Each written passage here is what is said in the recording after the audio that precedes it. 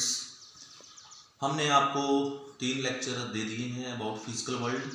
अब हम अगला लेक्चर में डालने जा रहा हूँ। मुझे उम्मीद है कि आप इसे लाइक करेंगे, शेयर करेंगे और सब्सक्राइब करेंगे।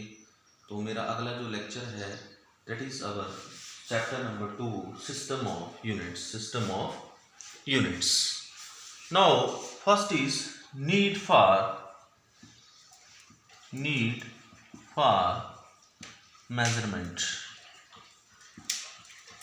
बच्चों, मेजरमेंट का मतलब होता है हमने किसी चीज को नापना है। मेजरमेंट नापना किसे है कि हमें मेजरमेंट करने की क्यों जरूरत पड़ती है फिजिक्स के अंदर। तो physics is an exact science और सारी चीजें हम लोग मेजर करते हैं। जैसे सपोज करिए हमारे पास फोर्स है, तो force is equal to mass into acceleration. तो अगर हमने फोर्स को मेजर करना है कि हमने किसी ऑब्जेक्ट के ऊपर कितनी फोर्स अप्लाई की है, तो हमें मास मेजर करना पड़ेगा, उसके बाद हमें एक्सेलरेशन मेजर करना पड़ेगा और हम एग्जैक्ट तरीके से फोर्स को मेजर कर सकते हैं। एक छोटा सा एग्जांपल देता हूं। मान लीजिए आपको टेम्परेचर है, तो आपको कैसे पता लगेगा टेम्परेचर है? अगर हम जैसे पिछले जैसे वैद्य होते थे या हकीम होते थे, तो वो हाथ के नस नाड़ी पकड़ के बताते थे कि हाँ जी आपको टेम्परेचर है, या आपकी बॉडी गर्म है तो हम बोलेंगे टेम्परेचर है। लेकिन कितना है ये हम नहीं बता सकते। लेकिन जब हम थर्मोमीटर यूज करेंगे तो थर्मोमीटर से हम लोग आपकी बॉडी का टेम्परेचर बता सकते हैं। तो थर्मोमीटर क्या करेगा? आपका एग्जैक्ट टेम्परेचर मेजर करेगा। हम लोग मेडिसिन लेते हैं, तो जब हम मेडिसिन लेते हैं तो कितनी टैबलेट्स कितने ग्राम की लेनी है, तो वो हमें डॉक्टर प्रिस्क्राइब करता है कि आपने एक टैबलेट लेनी है। लेकिन अगर हम उसको मेजरमेंट नहीं कर सकते तो हम लोग जो है टैबलेट्स ढंग से नहीं लेते, हम ज़्यादा अमाउंट में लेते हैं, कम अमाउंट में लेते हैं। तो फिजिक्स के अंदर हमें क्वांटिटीज़ को मेजर करना है कि मेजरमेंट किसकी करनी है? क्वांटिटीज़ करनी है। किस चीज़ की किसकी मेजरमेंट करनी है? Physical quantities.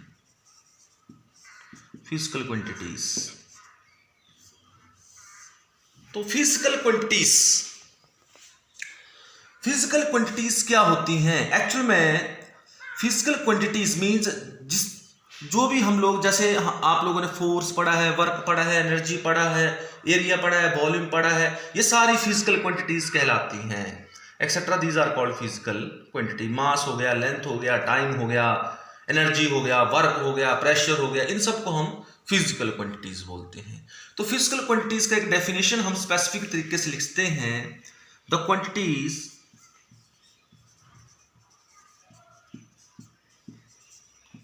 By which the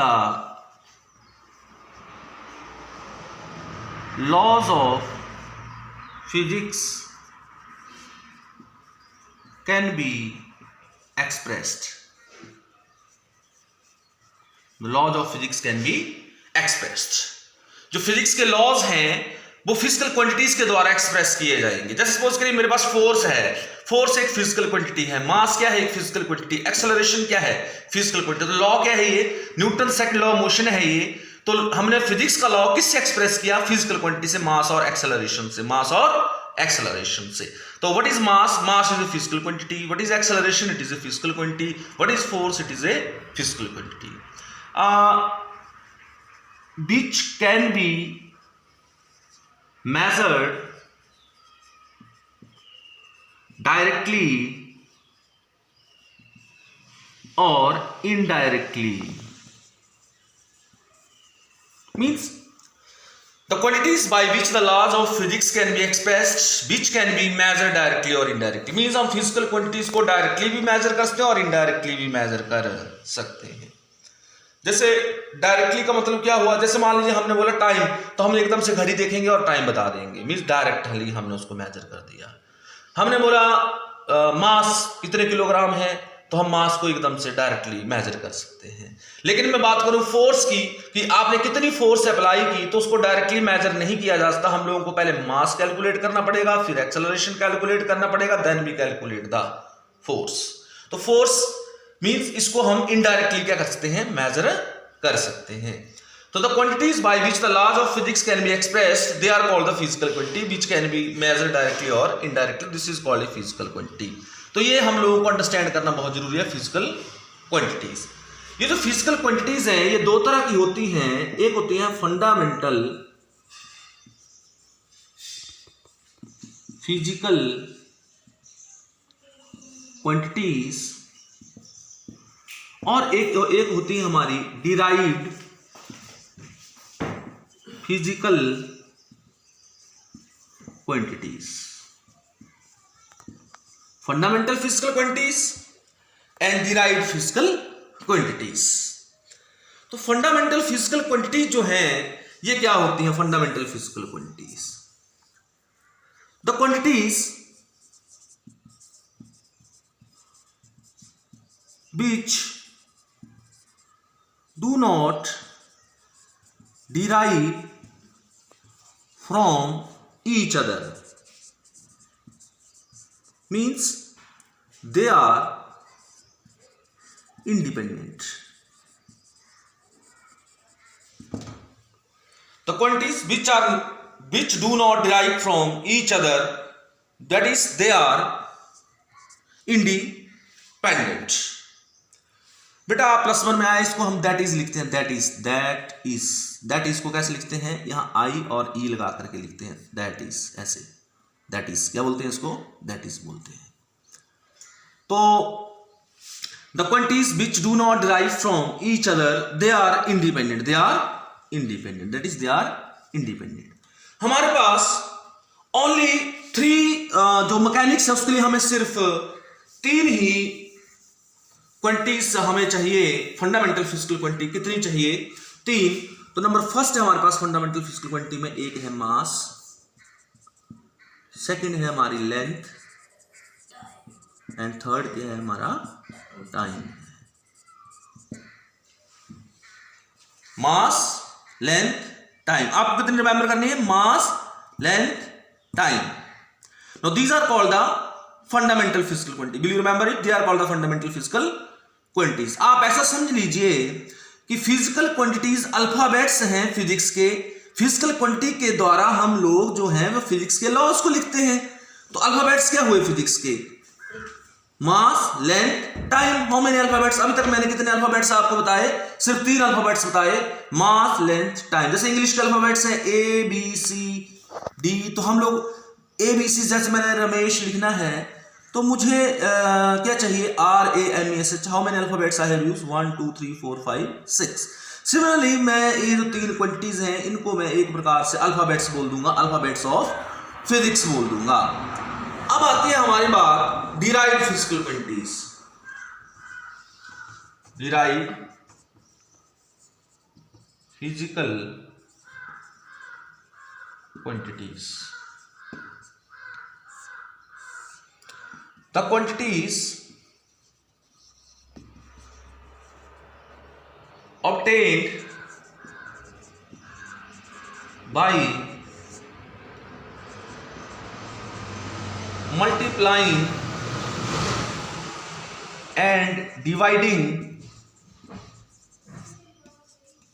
fundamental, the quantity obtained by multiplying and dividing fundamental physical quantities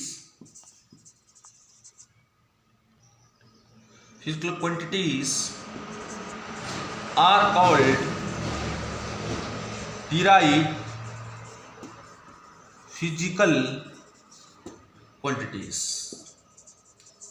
means जैसे कि डेफिनेशन क्लियर है बिल्कुल कि अगर हम derived physical quantity, the quantities obtained by multiplying and dividing fundamental physical quantities are called derived physical quantity। means अगर हम fundamental physical quantities को मल्टीप्लाई और डिवाइड करें तो हमारे पास जो क्वांटिटीज ऑब्टेन होती है उसे हम डिराइव्ड फिजिकल क्वांटिटीज बोलते हैं। मीन डिराइव्ड का मतलब क्या होगा? कहां से डिराइव होंगी? फंडामेंटल फिजिकल क्वांटिटी से डिराइव होंगी। That's why the name is derived physical quantities. Derived physical quantities. Suppose मैं एक एग्जांपल बताता हूं, जैसे मैंने लिखा एरिया। क्या लिखा? एरिया। तो जो एरिया है, as you know area is a mass that is length square. जैसे हम लोग बात करें, मैं मार्कर चेंज कर लेता हूं, एरिया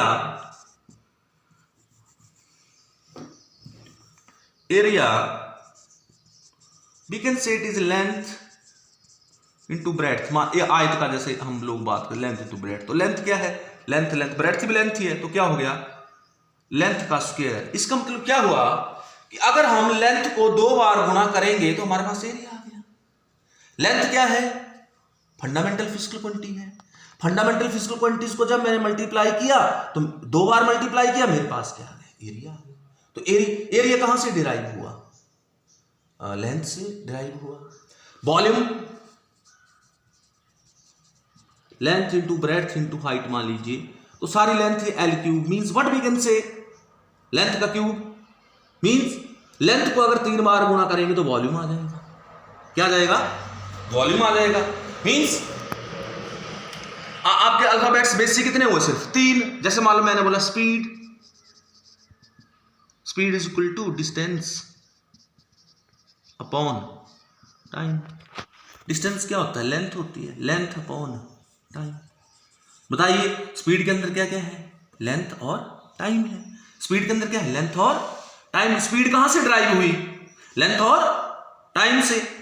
मैं फिर से बोलूं, velocity is also equal to displacement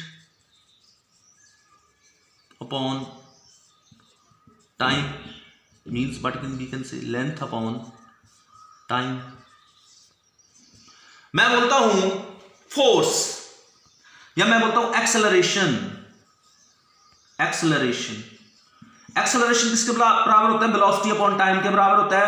velocity already किसके बराबर है, लेंथ अपॉन टाइम के, तो यहां पे क्या जाएगा, length upon time square. Means what we can say acceleration drive from length upon time square. If I will talk about now force के अंदर देखते हैं क्या क्या है, mass into acceleration mean mass into length upon time square. See mass, length and time. आप कोई भी क्वांटिटी बोलेंगे, जैसे वर्क है, वर्क होता है force into displacement, we can say force into displacement. Force के लिए क्या आ गया, m into L upon T square into again L for length, displacement के लिए m l square upon T square.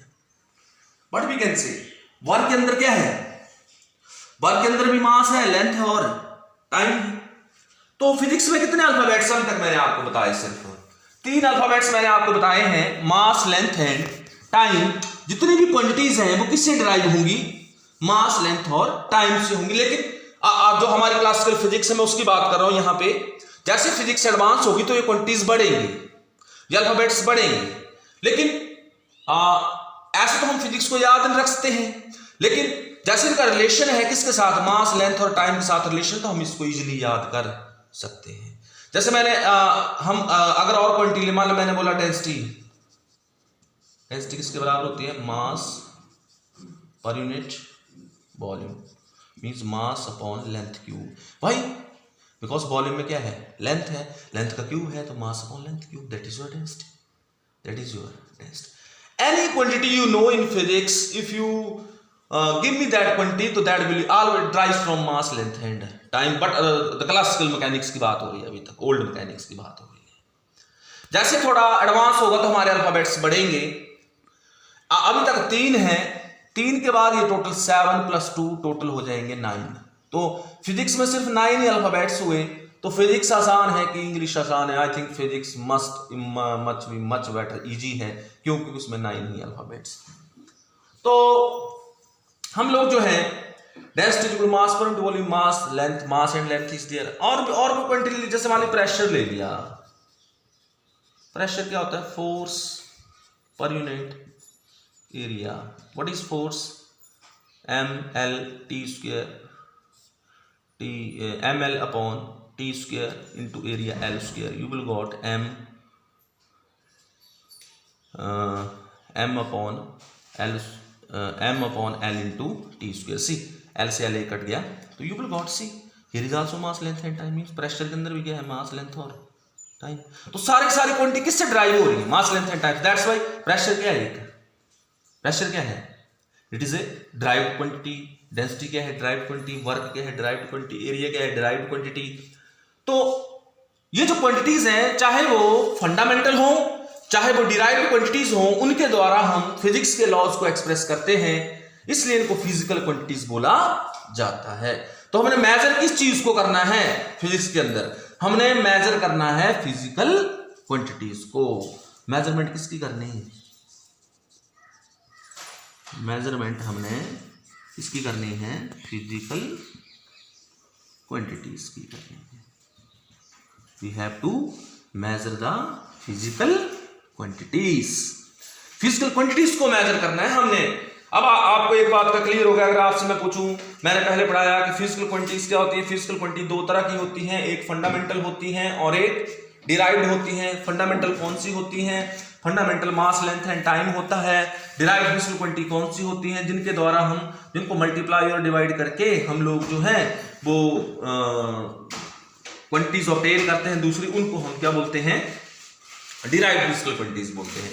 तो डिराइव्ड फिजिकल क्वांटिटीज में कौन सी आएगी आपकी, जैसे आपका pressure, area, volume, energy, work, lot of quantities etcetera, these जितने भी और क्वांटिटीज हैं, they are derived physical quantity. Only there are, अभी तक सिर्फ 3 ही फंडामेंटल फिजिकल क्वांटिटी है, मास, लेंथ एंड टाइम। तो हम लोग जो है हमने मेजरमेंट किस चीज करनी, फिजिकल क्वांटिटी की करनी है। किसकी करनी है, फिजिकल क्वांटिटी की करनी है। तो फिजिकल क्वांटिटी अगर हम किसको नाप लें, अगर हम मास, लेंथ और टाइम को नापना सीख लें, तो हम लोग जो है बाकी क्वांटिटीज को भी मेजर करना सीख जाएंगे। क्यों, क्योंकि अगर हम मास, लेंथ और टाइम को मेजर कर लेंगे तो उनको मल्टीप्लाई करके हम लोग दूसरी क्वांटिटीज ऑब्टेन कर सकते हैं। Now units for measurement.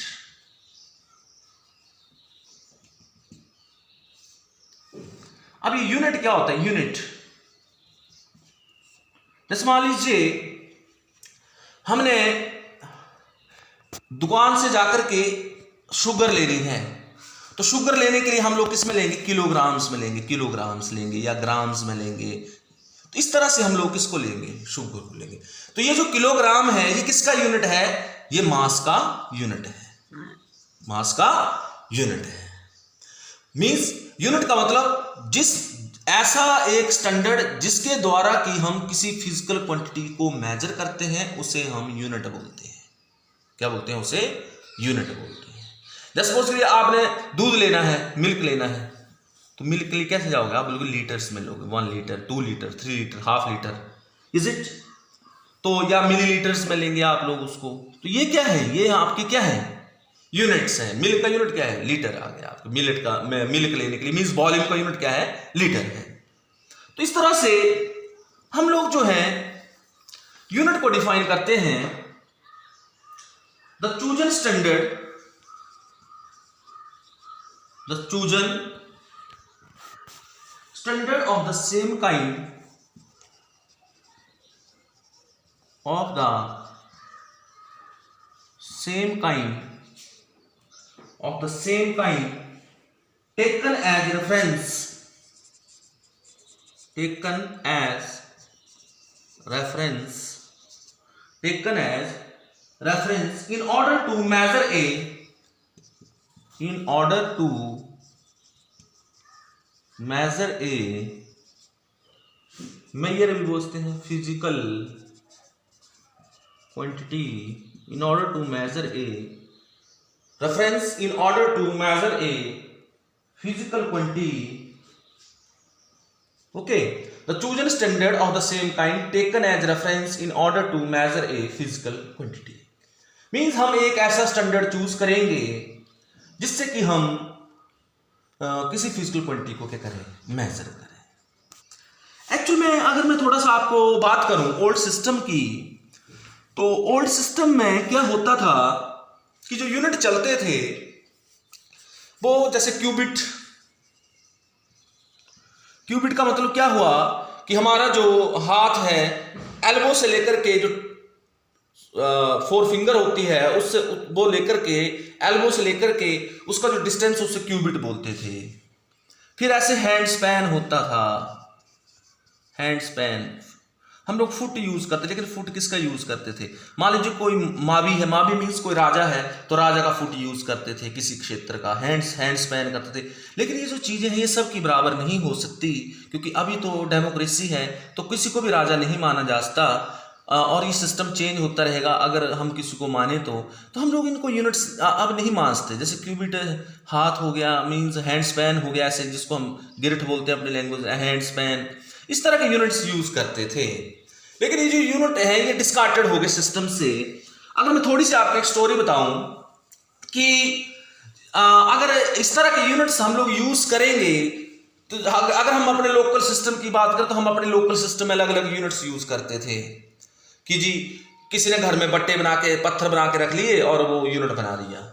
लेकिन अभी क्या है, सारे इंडिया में यूनिफॉर्मिटी लाने के लिए अगर किलोग्राम अगर हम यहां लेंगे और जाकर के अमेरिका में 1 किलोग्राम लेंगे तो दोनों बराबर होना चाहिए। ऐसा कैसे पॉसिबल है? तो ऐसा जो पॉसिबल किया, साइंटिस्ट ने मीटिंग की, और जो पेरिस है, सर्ब्स नियर पेरिस, वहां पर एक इंटरनेशनल लेबोरेटरी है। उस लेबोरेटरी में किलोग्राम का रेप्लिका बना दिया गया, किलोग्राम का बट्टा रख दिया गया। ऐसे ही वहां पे क्या बोलते हैं उसको, टाइम के लिए 1 मीटर डिसाइड किया गया, सॉरी सेकंड डिसाइड किया, और टाइम के लिए सेकंड डिसाइड किया, और लेंथ के लिए 1 मीटर डिसाइड किया और उसको बाहर रख दिया। और उसकी जो रेप्लिका है वो बनाई और कहाँ भेज दी? इंडिया में भेज दी। इंडिया से आगे जैसे मैं हिमाचल प्रदेश का हूँ तो कहाँ भेज दी? शिमला भेज दी। शिमला से हमारा जैसे मेरा झुड़ूता ब्लॉक है, झुड़ूता भेज दी। झुड़ूता से मेरा जो अपना नेटिव प्लेस है वहाँ पे वो चीज़ मिलती है। तो उसमें एक डिपार्टमेंट्स होता है वेट्स एंड मेजर का, वो दुकानों के जितने भी हमारे जो वेट्स होते हैं उनको चेक करते हैं आकर के, और उनके ऊपर स्टैंप लगती है। तो सारी इंडिया में यूनिफॉर्मिटी लाने के लिए हमें यूनिट्स की क्या पड़ी? जरूरत पड़ी। तो यूनिट्स क्या है? The chosen standard of the same kind taken as the reference in order to measure a physical quantity. अगर मैं यूनिट्स की बात करूं तो यूनिट्स में 2 चीजें इन्वॉल्व होती हैं। नंबर फर्स्ट आपका the selection of the unit, the selection of the unit, और दूसरा जो इन्वॉल्व होता है that is to find the number of times, to find the number of times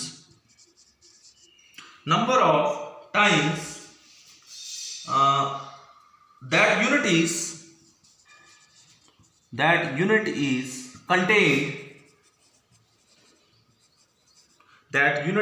contained in the physical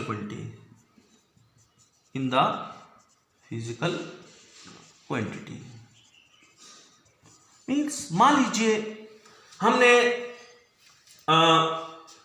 कपड़ा नापना है। जब कपड़ा नापना है तो हमें मीटर चाहिए, लेकिन हमने रोड को नापना है। जब रोड नापना है तो हम लोग को मीटर से बात नहीं बनेगी, हमें थोड़ा बड़ा स्केल लेना पड़ेगा।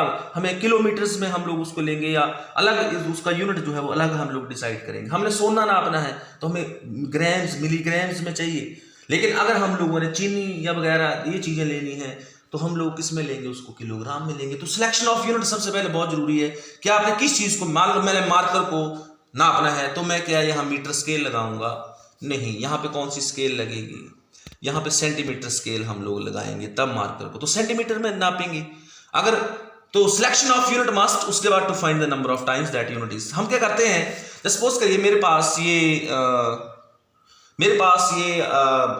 व्हाइट बोर्ड है, मान लीजिए मेरा ये यूनिट है मान लीजिए, तो मैं क्या करूंगा, इसको एक बार यहाँ रखूंगा, फिर दूसरी बार रखूंगा, फिर तीसरी बार रखूंगा, फिर चौथी बार रखूंगा, फिर 5वीं बार रखूंगा, फिर 6ठी बार रखूंगा, फिर 7वीं। तो कितने? 7 टाइम्स आ गया, 7 टाइम्स आ गया। मीन्स जो फिजिकल क्वांटिटी है, length of that is length of the board is equal to 7। अगर मैं 7 बोलूं तो 7 तो चलेगा नहीं। मान लीजिए this is a metre, this is a 1 metre, तो मैं लिख दूंगा 7 metre. Length of the board is 7 metre. मान लो आपने 50 किलो कोई चीज लेनी, तो आप क्या करेंगे, 1 किलोग्राम से नापे, 1 किलोग्राम, फिर 2, फिर 3, 4। अगर 50 बार आप उसको नाप देंगे तो आपका कितना हो जाएगा? 50 किलोग्राम। कितना हो जाएगा? 50 किलोग्राम। तो जो लेंथ ऑफ द बोर्ड कितनी आ गई? 7 मीटर। लेंथ क्या है? Physical quantity. तो फिजिकल क्वांटिटी किसके बराबर आएगी? अगर हमने किसी फिजिकल क्वांटिटी को नापना है तो क्या आएगा? दो चीजें इन्वॉल्व होंगी इसमें। Number first, numerical value. जैसे यहां पे कितनी वैल्यू है? 7 into unit, numerical value into unit. जैसे मैं न्यूमेरिकल वैल्यू को n लिख देता हूं, यूनिट को u लिख देता हूं, तो आपके पास क्या आ गया? ये फिजिकल क्वांटिटी को x है, x is equal to n into u।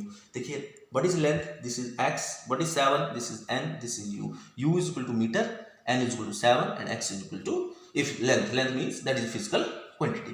तो फिजिकल क्वांटिटी कैसे नाप सकते हैं हम लोग? न्यूमेरिकल वैल्यू और यूनिट से। किससे? न्यूमेरिकल वैल्यू और यूनिट से। अब x is equal to nu और I विल से, मैं एक यहां पे स्टेटमेंट लिखता हूं। सपोज करिए मैंने लिख दिया nu is equal to constant. अब इसका मीनिंग क्या हुआ? मान लीजिए मेरे पास यहां 7 मीटर है, मैं इसको 700 सेंटीमीटर भी लिखता हूं। 7 मीटर को क्या लिखता हूं? क्योंकि 1 मीटर के अंदर कितने सेंटीमीटर होते हैं? 100 सेंटीमीटर होते हैं। तो आपके पास कितना आ गया? 7 metre is equal to 700 centimetre. देखिए both are equal, what will happen here कि nu is equal to constant, it means 7 meter is equal to 700 meter. Means we can say, if n, we can say here n1 u1 is equal to n2 u2. Means n1 is equal to 7, u1 is equal to meter, n2 is equal to 700, u2 is equal to meter. लेकिन यहां पे एक बात हो रही है कि अगर यूनिट छोटा हो जा रहा है तो न्यूमेरिकल वैल्यू बढ़ जा रही है। न्यूमेरिकल वैल्यू क्या हो रही है? इंक्रीज हो रही। तो मैं कैसे लिखता हूं इसको? n is inversely proportional to u। Inversely proportional मैंने आपको बताया हुआ है। इनवर्सली प्रोपोर्शनल मतलब अगर u बढ़ेगा तो n कम हो जाएगा, अगर u कम होगा तो n बढ़ जाएगा। मींस अगर u बड़ा होगा तो n कम होगा, अगर u छोटा होगा तो n ज्यादा होगा। जैसे मैं अभी आपको एक्सप्लेन करता हूं और एग्जांपल। देखिए जैसे सपोज करिए मैंने लिखा था 50 किलोग्राम, ये शुगर की क्वांटिटी है तो हम मास नाप रहे हैं। मास कितना है? फिजिकल क्वांटिटी क्या है? 50 किलोग्राम। तो मैं इसको क्या लिखता हूं? 50 इंटू 1000 ग्राम मीन्स 50,000 ग्राम। बताइए क्या हुआ?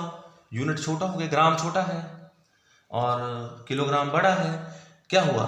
n is inversely proportional to u। अगर u बड़ा, यूनिट बड़ा हो गया, अगर यूनिट छोटा बड़ा है तो न्यूमेरिकल वैल्यू क्या है?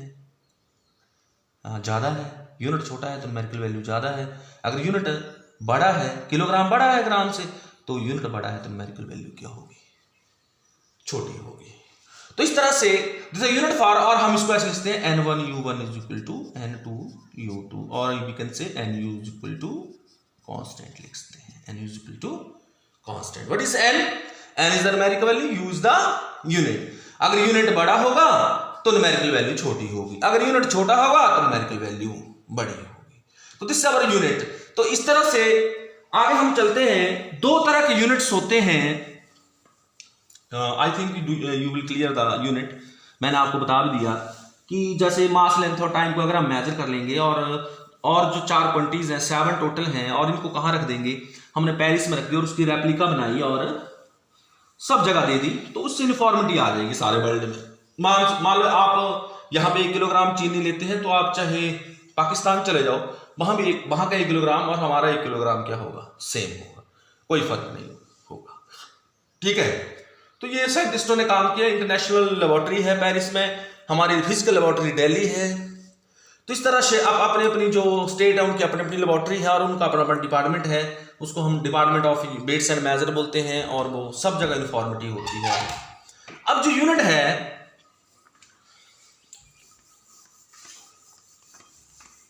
दो तरह के होंगे। एक होगा आपका फंडामेंटल यूनिट्स,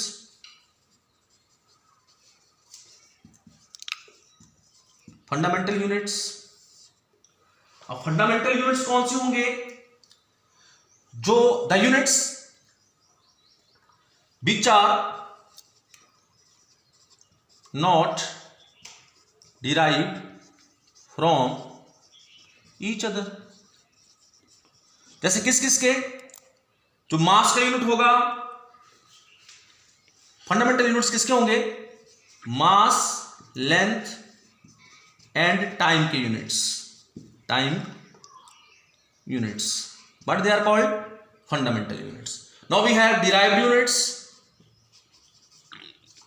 डिराइव्ड यूनिट्स किसके होंगे? The units obtained by multiplying and dividing the fundamental units. Fundamental units means जैसे आपका वर्क का यूनिट हो गया, आपका एनर्जी का यूनिट हो गया, unit of work, energy, power, acceleration, velocity etcetera, इनके जो यूनिट होंगे they are called which one unit? Derived units. There are two types of units. One is the fundamental units. As you know, there are fundamental quantities. तो fundamental quantities को unit होंगे उनको हम क्या बोलेंगे? फंडामेंटल यूनिट्स बोलेंगे. और जो डिराइव्ड क्वांटिटी होंगी उनके जो यूनिट्स होंगे उनको हम क्या बोलेंगे? डिराइव्ड यूनिट्स बोलेंगे. तो इस तरह से दो तरह के आपके यूनिट्स होंगे, एक फंडामेंटल यूनिट्स होंगे और एक क्या? डिराइव्ड यूनिट्स होंगे. जस्ट सपोज करिए मैं फंडामेंटल यूनिट्स की अगर बात करूं, मान लीजिए हम लोग मास के लिए लेते हैं मीटर. फंडामेंटल यूनिट्स क्या है? सपोज के लिए मास के लिए मीटर, लेंथ के लिए मास के लिए किलोग्राम, लेंथ के लिए मीटर और टाइम के लिए सेकंड. ये ले लिया हमने फंडामेंटल, किसी सिस्टम में हमने ले लिया. तो इस तरह से अगर मैं बात करूं स्पीड की, तो स्पीड का यूनिट क्या होगा? Speed is equal to distance upon time. What is distance? Distance is in metre and time is in T means in second. तो what is the unit? Metre per second. कभी भी आप units को इस तरह से नहीं लिखेंगे, ऐसे क्या करेंगे? पर सेकेंड, इस फॉर्म में लिखेंगे. तो metre per second, metre per second, that is units of speed. जैसे सपोजली मैंने फोर्स का लिखना है, force is equal to mass into acceleration. Mass का क्या होगा? किलोग्राम. एक्सेलरेशन क्या होता है? लेंथ अपॉन टाइम स्क्वायर होता है. तो आ जाएगा kilogram into metre upon second का square. You will got kilogram metre second minus 2. किसका यूनिट आ गया? फोर्स का. तो किलोग्राम क्या है? एक ड्राइव फंडामेंटल यूनिट है. मीटर भी क्या है? फंडामेंटल. और सेकंड भी क्या है? Fundamental unit. तो फोर्स का यूनिट क्या आ गया? किलोग्राम मीटर सेकंड माइनस 2 आ गया. किसी भी क्वांटिटी का अगर हम यूनिट लिखना चाहें तो ड्राइव यूनिट क्या होंगे? They are obtained by multiplying and dividing the fundamental unit. So this is your unit. There are two types of units. One is the fundamental units and second is the derived units. Now, characteristics of a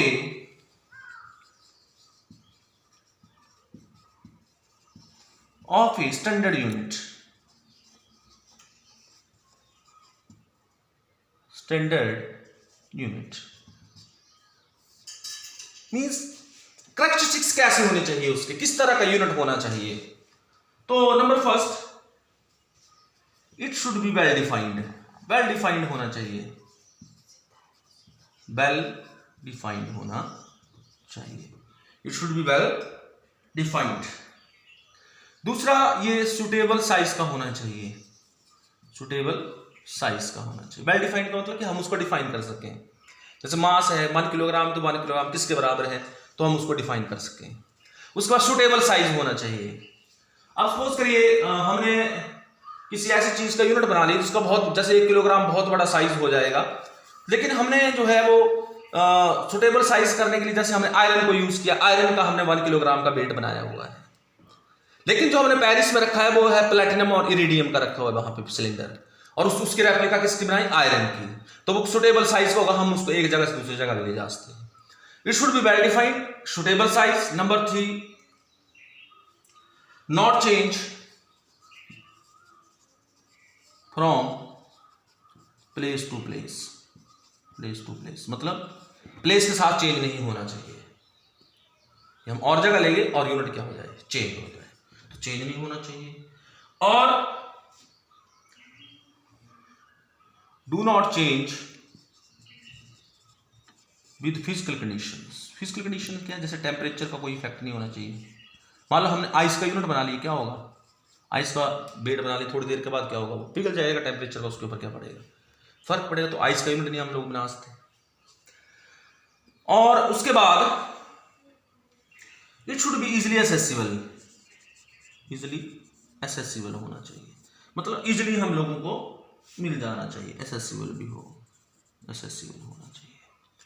तो units जो है वो ऐसा होना चाहिए कि हम उसको प्लेस टू प्लेस ले जा सके, और it should be economic, economic भी होना चाहिए। इकोनॉमिक क्यों होना चाहिए? क्योंकि मान लीजिए मैंने एक सब्जी की दुकान करनी है, तो अगर मेरे बट्टे मान लो सोने के बना दिए, तो मैं 1 किलोग्राम का वो बेट्स ले नहीं सकता, या मैं 1/2 किलोग्राम का बेट्स ले नहीं सकता। तो ऐसे ही मेटल के बनाने चाहिए, जैसे सपोज करिए हमने आयरन को यूज किया, तो आयरन जो है वो लगभग मुझे लगता है कि इसको कोई फर्क नहीं पड़ता एटमॉस्फेरिक का, सराउंडिंग का, और इसकी कॉस्ट भी कम होती है, कॉस्ट भी कम होती है। तो हमने उस चीज के क्या बना लिए, यूनिट बना दिए। हमने स्केल बनाई, मान लो मीटर को नापने के लिए स्केल बनाते हैं, स्केल या तो लकड़ी की होती है या लोहे की होती है, जो दुकानदारों के पास स्टील की होती है हमारे पास। ऐसे टाइम के लिए हमारे पास क्या है, सेकंड है, क्या है, सेकंड है। तो सीजीएम क्लॉक हमने रखा हुआ है कहां पे, दिल्ली में, टाइम को मेजर करने के लिए। तो these are the characteristics of a standard unit. Now mass की यूनिट की अगर बात करें, यूनिट ऑफ मास, क्योंकि हम एक एक अब हमारे पास एक एक क्वांटिटी जो है, हमने अगर हम बेसिक समझ लेंगे, यूनिट ऑफ मास, मास क्या होता है, quantity of matter contained in a body, body के अंदर कितनी मैटर की क्वांटिटी है उसे हम क्या बोलते हैं, मास बोलते हैं। और मास का यूनिट हमने किलोग्राम, किलोग्राम मास, किलोग्राम से हम लोग मास को किस में नापते हैं, किलोग्राम्स में। जब किलोग्राम है तो जो किलोग्राम का डेफिनेशन है वो क्या है, तो किलोग्राम जो है the general conference of weights and measure, the general conference of weight and measure, weights and measures, उन्होंने हमें इसकी मास की किलोग्राम की डेफिनेशन दी है। What is the definition of kilogram? Kilogram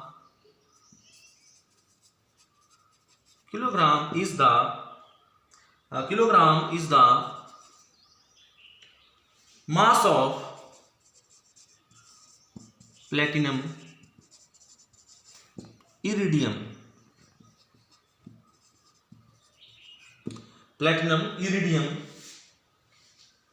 cylinder kept at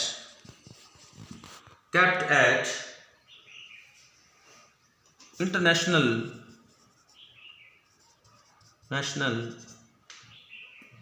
Bureau of International BEREAU, Bureau of Weights and Measure, Saras near Paris में रखा हुआ है। हमने क्या किया कि 1 किलोग्राम का एक सिलेंडर बना दिया और उसको कहां रख दिया, पेरिस में रख दिया। अब जो पेरिस में रखा उसकी रेप्लिका ली और कहां भेज दी, इंडिया भेज दी। इंडिया वालों ने आगे से आगे उसको भेज दिया और इस तरह से एक गांव तक भी ये रीच होता है। ऐसे ही मान लो पेरिस से चला गया अमेरिका, पेरिस से चला गया फ्रांस, पेरिस से चला गया आपका कहां पे, जर्मनी, अलग अलग स्टेट कंट्रीज में ये चला गया और सबका वेट क्या हो गया, बराबर हो गया, और हम बुक्स में इस किलोग्राम को पढ़ लेंगे। This is your kilogram. Next है unit of length, unit of length,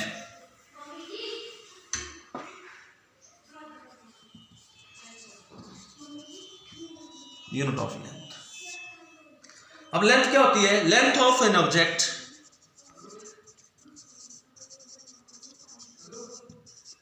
length of an object is the distance between the two ends, the distance of separation between two ends. मान लीजिए हम लोगों से पूछा जाए कि इस चौक बोर्ड का लेंथ कितना है, तो हम लोग क्या करेंगे, यहां नीचे से यहां से चलेंगे और यहां तक इसको क्या कर लेंगे, मेजर कर लेंगे। तो इनके बीच में क्या आ गया, लेंथ आ गई। या यहां से लेके यहां तक करेंगे मेजर, तो उसकी ब्रेड्थ आ गई। तो लेंथ हम लोग एक एंड से दूसरे एंड तक रखते हैं और उसको क्या कर लेते हैं, मेजर कर लेते हैं। तो what we can say, length of an object is the distance of separation between the two ends, that is called length. और लेंथ के लिए जो यूनिट है that is metre, that is metre. Metre is the unit for किसके लिए, length के लिए या डिस्टेंस के लिए। तो क्या किया गया, सिमिलरली पेरिस में एक रॉड रख दी और उस रॉड के ऊपर 2 लाइनें लगा दी और एक मीटर का जो लेंथ था एक लाइन एग्रीगेट कर दी और उसको रख दिया गया, that is our platinum iridium की जो ये थी, हम इसको करते हैं metre the distance between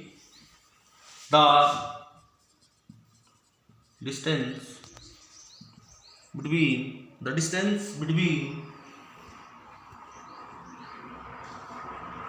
two lines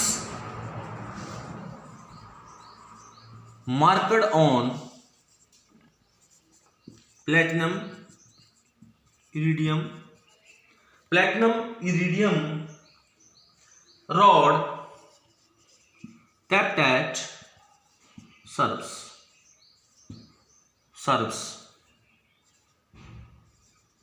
that is at Paris। तो दैट इज उसकी रेप्लिका बनाई और उसको क्या कर दिया गया, रेप्लिका बना करके उसको आगे से आगे भेज दिया गया, डिफरेंट कंट्रीज में उसको भेज दिया गया। तो यहाँ का 1 मीटर, और हम बात करें पाकिस्तान की, चाहे बात करें किसी और देश की, चीन की, नेपाल की, तो सबका मीटर क्या होगा, इक्वल होगा। सबका मीटर क्या होगा, इक्वल होगा। इस तरह से सेकंड है, तो सेकंड का क्या डेफिनेशन है, सेकंड क्या होता है, सेकंड कि अगर हम according to Einstein but the clock reads, Einstein ने बोला time is simply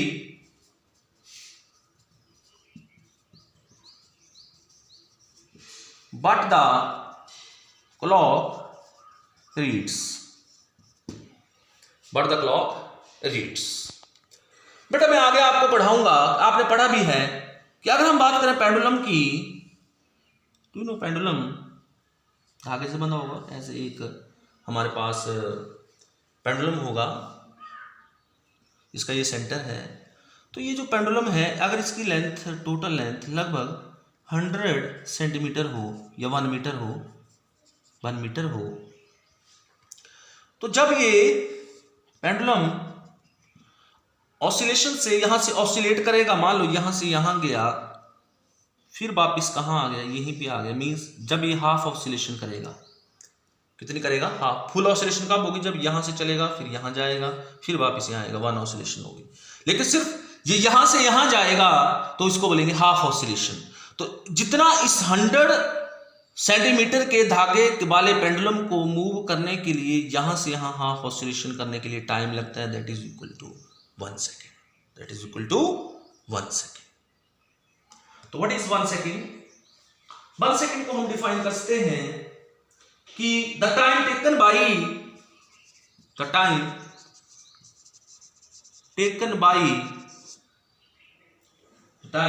by a simple pendulum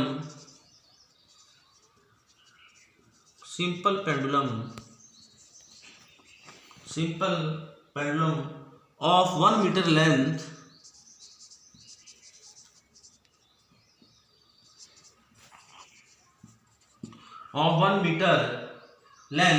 to swing from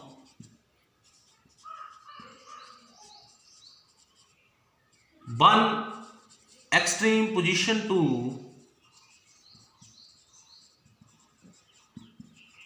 another। Means ये क्या है, एक्सट्रीम पोजीशन, ये भी क्या है एक्सट्रीम पोजीशन, और ये क्या है मीन पोजीशन बोलते हैं इसको। तो यहां से हम ऐसे ऑसिलेट करेंगे, फिर इधर गए, फिर यहां आए, फिर यहां आए, यहां आए, 1 ऑसिलेशन। लेकिन ये यहाँ से यहीं जाएगा, हाफ ऑसिलेशन हम इसको बोलेंगे। तो हाफ ऑसिलेशन करेगा तो that is equal to 1 second, that is equal to 1 second, that is equal to 1 second. हमें पता है कि हम इसको ऐसे डिफाइन कर सकते हैं कि ए सेकेंड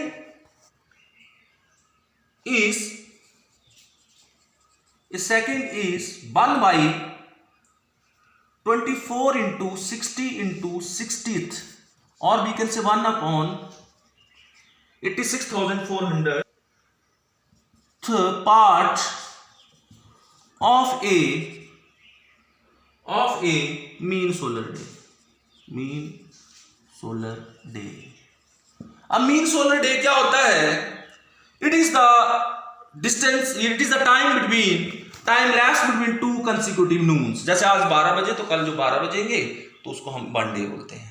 अब एक दिन में कितने सेकंड होते हैं वो हम निकाल सकते हैं। एक दिन में कितने होते हैं? 24 आवर्स होते हैं। 60 क्या होते हैं? मिनट होते हैं, और 60 क्या होते हैं? सेकंड होते हैं। तो टोटल कितने आ गए? 86,400 part of the mean solar day. अगर हम एक सोलर डे को इतने से डिवाइड करते हैं तो हमारे पास क्या जाएगा? 1 सेकेंड आ जाएगा। क्या जाएगा? 1 सेकेंड आ जाएगा। 1 सेकेंड आ जाएगा। तो दिस इज हमारा मास, लेंथ एंड टाइम। तो बेसिकली हमने मेजर क्या करना है? मास, लेंथ एंड टाइम हमने मेजर करना है। तो अब आते हैं सिस्टम ऑफ यूनिट्स। जो सिस्टम ऑफ यूनिट्स है वो एक है हमारे पास CGS system. CGS system we can say, इसको इकट्ठा लिख लेते हैं ऐसे, सीजीएस सिस्टम। सीजीएस सिस्टम में हम लोग centimetre, gram and second use करेंगे। किसके लिए? लेंथ के लिए, और मास के लिए, और टाइम के लिए। This is the CGS system. France से डॉक्टर हुआ है ये। उसके बाद एफपीएस सिस्टम में हमारा आता है फुट, पाउंड एंड सेकेंड। जैसे हम लोग अभी भी अब्रॉड जाए तो ये यूनिट चलते हैं। फुट किसके लिए? लेंथ के लिए, पाउंड मास के लिए, और टाइम के लिए। तो 1 फुट, 1 फुट जिसको हम फुट बोलते हैं, 1 फीट जिसको बोलते हैं, तो दैट इज लेंथ के लिए फुट, और पाउंड, और second is FPS system. This is the FPS system. और this is British system. British system है ये, ब्रिटिश सिस्टम है यूनिट्स का। हमें 3 तो मेजर करने हैं। उसके बाद नंबर 3 पे हमारे पास आता है एमकेएस सिस्टम। एमकेएस सिस्टम, यहां से आप खुद ही बता सकते हैं। एमकेएस सिस्टम मीन्स मास के लिए, लेंथ के लिए मीटर, और किलोग्राम, और टाइम के लिए second. Metre, kilogram and second, MKS system. 3 तरह के सिस्टम हो गए। हम इनमें लेंथ को नापते हैं सेंटीमीटर, ग्राम। अगर छोटी छोटी चीजें नापनी तो हम लोग सेंटीमीटर, ग्राम, सेकंड यूज करेंगे। एफपीएस में हम लेंथ के लिए फुट, पाउंड और सेकंड। एज नो पाउंड लगभग 0.452 किलोग्राम के बराबर होता है, लगभग आधा किलो के बराबर होता है। Foot you know, time second you know, metre, kilogram and second. Now अब सारे वर्ल्ड में इंफॉर्मेटिव लानी है और साइंस थोड़ी एडवांस हो गई, तो हमारे पास एक सिस्टम आया कि हम लोग उसको सब जगह यूज करेंगे, सारे वर्ल्ड में उसको यूज करेंगे और बुक्स में उसको यूज करेंगे। That is SI system. SI system. SI system. SI means system में इंटरनेशनल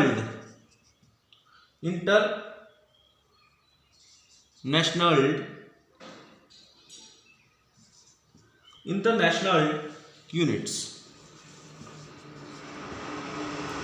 एसआई सिस्टम सारे जगह यूज करेंगे। एक्चुअली में क्या हुआ कि फिजिक्स जो थी वो थोड़ी एडवांस हुई, उसमें मॉडर्न फिजिक्स आ गई, तो नए नए चीजें उसमें आ गई। तो क्या हुआ कि हमें 3 क्वांटिटी से काम नहीं चल रहा था, तो हमने 4 और 2 सप्लीमेंट्री बढ़ा दी। टोटल कितनी कर दी? 9 कर दी। तो हमें अल्फाबेट्स नाउ 9 अल्फाबेट्स। पहले कितने हैं? मास, एमकेएस का ले लिए पूरा, लेंथ, नंबर 3 टाइम। अब हमने और अल्फाबेट्स बढ़ाए, इलेक्ट्रिक करंट, उसके बाद टेम्परेचर, अमाउंट ऑफ सब्सटेंस,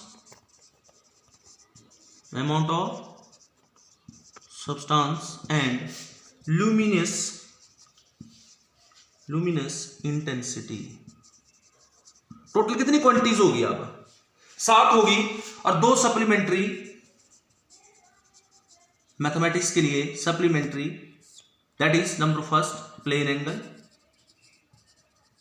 और second is your solid angle, plane angle and solid angle. और इनके यूनिट मास के लिए मीटर, लेंथ के लिए दिस इज फॉर मीटर, मास के लिए किलोग्राम, लेंथ के लिए मीटर, टाइम के लिए सेकंड, इलेक्ट्रिक करंट के लिए एम्पियर, टेम्परेचर के लिए हमारा केल्विन, अमाउंट ऑफ सब्सटेंस के लिए मोल, लुमिनस इंटेंसिटी के लिए कैंडिला, सब प्लेन एंगल के लिए रेडियन और सॉलिड एंगल के लिए steradian. These are the units we use. Mass के लिए किलोग्राम, लेंथ के लिए मीटर, टाइम के लिए सेकंड, इलेक्ट्रिक करंट के लिए एम्पियर। एसआई सिस्टम में जब भी कभी हम साइंटिस्ट का पूरा नाम लिखना हो तो ये ए छोटा होगा ऐसे, तो और अगर इसकी नोटेशन लिखनी तो ए बड़ा होगा। K for kelvin, mole, candela and radian and steradian. So these are the which one your units in SI system. So now how many quantities are there?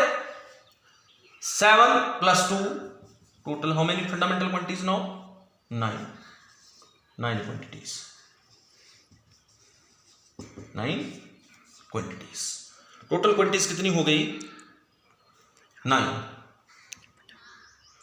Okay. तो आप इनको लिखेंगे अपनी बुक कॉपी के ऊपर ढंग से लिखेंगे और नोट्स जो है मेरे जो व्हाट्सएप नंबर उसके ऊपर भेजेंगे। तो आई होप आप जो है वो कंटिन्यूसली पढ़ेंगे। Okay, thank you. Tomorrow we will discuss next topic.